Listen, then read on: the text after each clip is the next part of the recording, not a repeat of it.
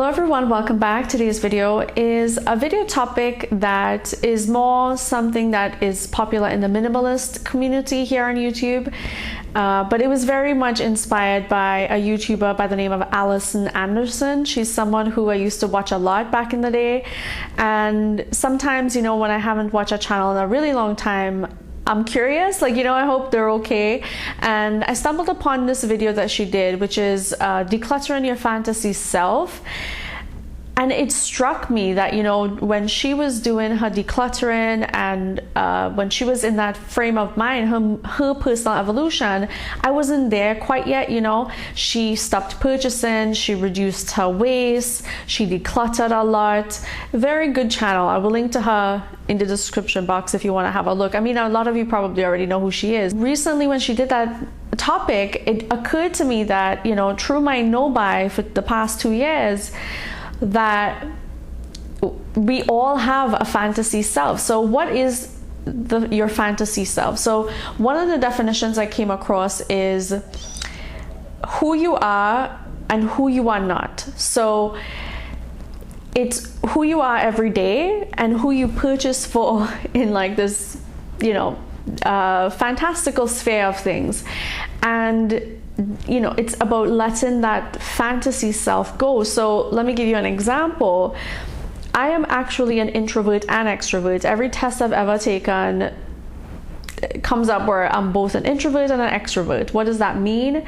When I'm in a group of people and I'm in a room of people, I am both those things all the time. I am very observant, so I will observe things that people kind of don't see, but it, you know, it's something I pick up on. So that's the introverted part of me, being very quiet and sort of absorbing information. And then there's the extroverted part, where I am a social butterfly. I may know everybody in a room. I may, you know, go and talk to every single person, and no one will ever have any idea that I'm actually a homebody and I stay home a lot. Like I do not go out very often. I do not party. It's, you know, nothing wrong with that. It's just my age, and you know, I've done my share of it, I guess. I was never really a party animal, but I experience things in doses. Like I don't need to do it constantly. You know what I'm saying? Like everyone's different. There's no judgment here. Everyone's just different. I'm just a homebody. So my fantasy self is someone who goes out often, who wears high heels, who has a ton of dresses, who wears her makeup on every day, who always has her nails painted. I don't currently, because I have a lot of nail breaks. But it's someone who is, I don't want to say a socialite, but a person that lives for the Hamptons or lives for vacations all around the world, where I think, you know, when I'm purchasing something, I'm just like, oh, but if I travel and I do this, if I travel, this would be great for traveling. I don't travel all the time. I am lucky if I get to do it once a year. So, you know, this idea of when I would buy, let's say, for example, all the makeup, I would say to myself, and by the way, this is the most amount of makeup I wear is when I'm filming. On an everyday basis, I don't wear makeup all the time, you know, and it's only if I'm going out with friends or family or to a special event, that's when I will wear makeup. I don't always wear this much makeup. So again, you know, buying all the colors. Oh, I don't have pink, I don't have purple. I'm gonna need it for an occasion when I need to wear, you know, a blue navy smoky eye. Why do I need 10 navy eyeshadows then, you know? One should suffice. So it was that fantasy self that I kept purchasing things for. One of the key turnaround moments, I will say, for my no-buy happened about 2.5 years ago. I was walking past a nail salon, and it was a busy nail salon. It was a popular one, and there was a lineup, you know, the receptionist was sort of gathering everyone in. And then I looked on the wall of the amount of nail polish the salon had, and I know that I had maybe 3 times that amount. and yet they have a business, a thriving one at that. That was a light bulb, you know, like Oprah has this thing where she talks about like an aha moment. That for me was like an aha moment. Like, you know, Zenorah, you don't have a nail salon business, so what business do I have owning all of this for myself? And I paint my nails at best twice a week. I was never somebody to paint it every day or every other day. I painted twice a week. So that is 2 manicures a week, you can say. Multiply that by 52.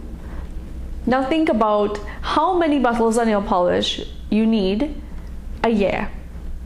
Even if you were to wear every bottle of nail polish in your collection once, how long will it take for you to use every single bottle? If you do it by my standard, which was paint your nails twice a week. And I realized, like, who am I buying all of this for? And it was my fantasy self. It was this person that I thought would always need every color under the sun, because you never know for what occasion you need it for.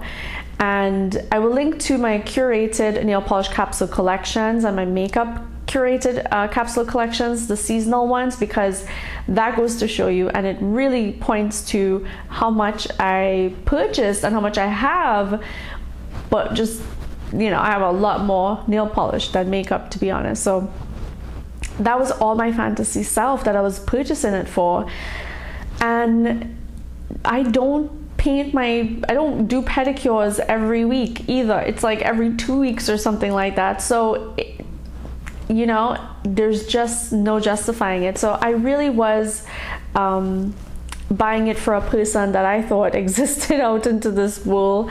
And I think because I would go to PR events as well, so when I would purchase things, I'd be like, okay, well, you know, if I attend a PR event, I want to look nice, I want to look presentable. You're meeting a lot of people, you're meeting your peers that do this, and I would buy things just to have it.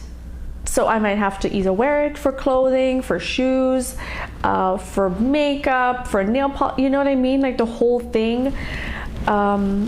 So it's letting go of that person that you think you need to be. And it can be a sad thing, because, you know, you're trying to improve yourself, you're trying to be better. Another thing is, and I'm glad I never really fell prey to this, but fitness. You know, you buy a lot of fitness clothing or fitness equipment, and you think you're going to use all of that, and you just don't go to the gym often. You, at best, if you get there once a week, you know. So that's what I mean by the fantasy self. In terms of makeup, it was dark lipsticks that I realized in my mind. I think I'm wearing dark lipsticks frequently. When I wear it only in fall and winter, maybe twice for the month, for each cold month season. And there's no way I could use up like 10 dark lipsticks if I wear dark lipsticks so infrequently. So that's what I mean by your fantasy self. And the whole no-buy thing kind of helped. I didn't film any decluttering videos, all of you know that. I think that in a way that's a bit more personal. I really wanted to just keep that private and say, like, you know, do I use this, do I not use this, and have that conversation with myself, as opposed to having it, you know, on YouTube. And it did help a lot. I still have to go through my collection and declutter. And I will say that once you realize that you're not that person you're buying things for and putting yourself in debt for, and sacrificing things to I guess purchase for your fantasy self, that you're letting go of who you really are. You're not paying attention to what that person needs and what that person wants. And so it can be very psychological, but it's a conversation that I'm really glad that I had with myself. And I'm really happy that I can sit here and tell you that, you know, I understand the whole wanting to be different. And a big thing too is what makes you happy. Like, are physical objects what makes you happy. So you have to sort of redefine that happiness for yourself. And it sort of turned around into, instead of buying things that made me happy, saving my money makes me way happier than spending it. So it's interesting how that kind of switch turned around. And excuse me, sorry, my fantasy self, I think, is proud of who I turned out to be in a way, because when you have control over that aspect, I think you can allow yourself to dream a little bit more, and who you are a lot more comfortable, because your fantasy self puts you into a state of stress, because your true self has to pay those credit card bills, has to, you know, deal with reality of satisfying the fantastical part of life.